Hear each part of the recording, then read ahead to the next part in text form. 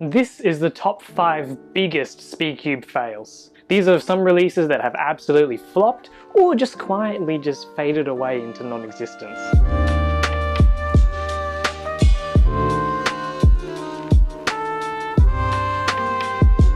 Let's get right into it with number 5. The Moyu Aolong V2 3x3 plastics. This is an oldie. Moyu attempted to fix the corner twist that would occur on the original Aolong that led to the infamous world record fail, by releasing the Aolong V2. From SpeedCubeShop.com in 2014, the description read, "The Moyu Aolong 2 is boxier than the original Aolong was.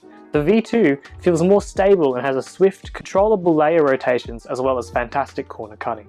However, during the initial release, there was a so-called bad batch of Aolong V2s, which allegedly had bad plastic. Simply, Aolong V2s manufactured with a different type of plastic that didn't provide the same performance as later Aolong V2 batches would have. Number 4. The GAN 460 4x4.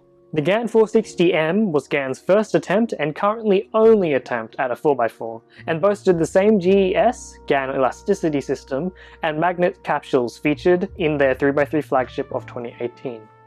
The cube boasted outer layers that turned almost as smoothly and as fluidly as the layers of a standard 3x3. However, the inner layers were not so good, especially the slice moves.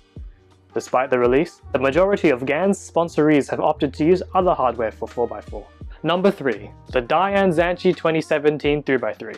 Dayan's first release in over 6 years, the Dayan Zanchi 2017 3x3 was an exciting yet disappointing return for the legacy manufacturer. The puzzle had middling performance and a lot of stability issues. This puzzle was not popular at all. However, Dayan did redeem themselves with the Dayan Tengyun V1, which was a solid puzzle, extremely quiet, and the Dayan Tengyun V2, which featured some adjustable settings. They've gone on to release the Dayan Guhong V4 and some other assorted releases. The YJ MGC 3x3 V1 and V2. The 3x3 V1 was pretty heavily hyped, even on our own channel. However, this puzzle ended up offering middling performance and wasn't really that popular amongst the top SpeedCubers. This was followed up with the V2, which also had middling performance and wasn't very popular with the top SpeedCubers. We now have the MGC Elite, an okay option for a reasonable price, although, again, still not very popular with the top SpeedCubers at the moment. We now have the MGC EVO releasing soon. However, it's yet to be seen as to whether this puzzle will be popular, primarily due to not being able to adjust the actual screw depth, only the spring compression, so we'll have to wait and see for that one. And at number 1 we have the Moyu Dianma 3x3. One of the weirdest SpeedCubes to release. The Moyu Dianma 3x3 was heavily hyped in 2014, especially after the release of the original Wailong. However, the cube featured a pretty unorthodox design, with the inner layers a lot thinner than the outers. This resulted in a kind of unpleasant turning feel and was certainly not a hit with the top cubers. Finally, we have an honorable mention, the Yushin Kailan V2 M3x3. From our SpeedCubeShop podcast.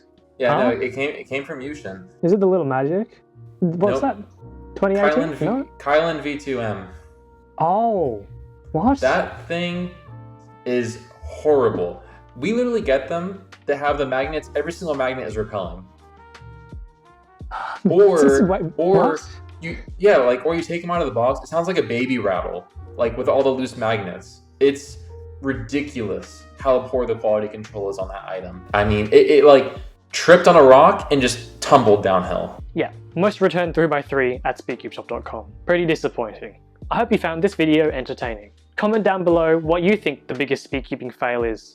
Shop at SpeedCubeShop.com for the best SpeedCubes, and check out the full pilot episode of the SpeedCubeShop podcast where we talk about the entire return of the Kailan V2M in the card above. I'm Ari, thanks for watching.